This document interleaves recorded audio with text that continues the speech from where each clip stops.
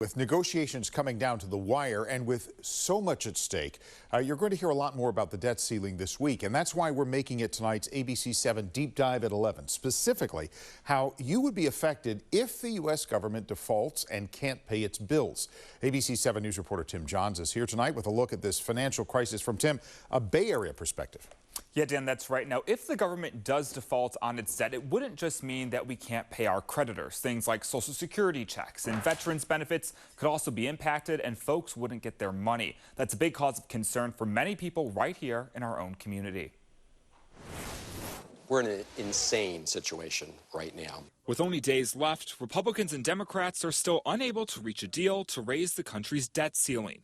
If a compromise isn't reached, the federal government could default on the money it owes, a possibility that experts say would severely hit the economy. That will be an earthquake for the financial markets. Daniel Altman is the chief economist at InstaWork. He says while the impact would be widespread, some states would feel it more than others. Data from Moody's Analytics says California could be one of those states.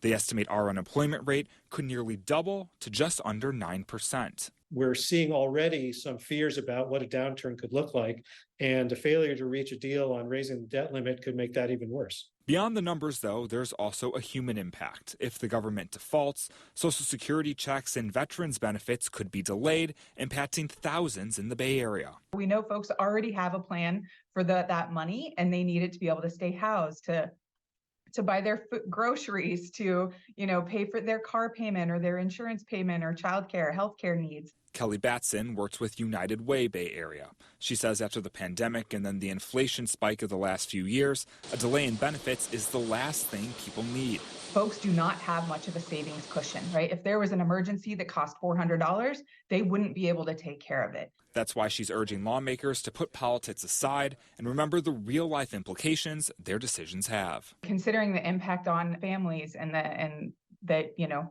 our neighbors, right? These are our communities, these are our neighbors. Treasury Secretary Janet Yellen has said she believes the government will run out of money by June 1st. In the studio tonight, Tim Johns, ABC 7 News.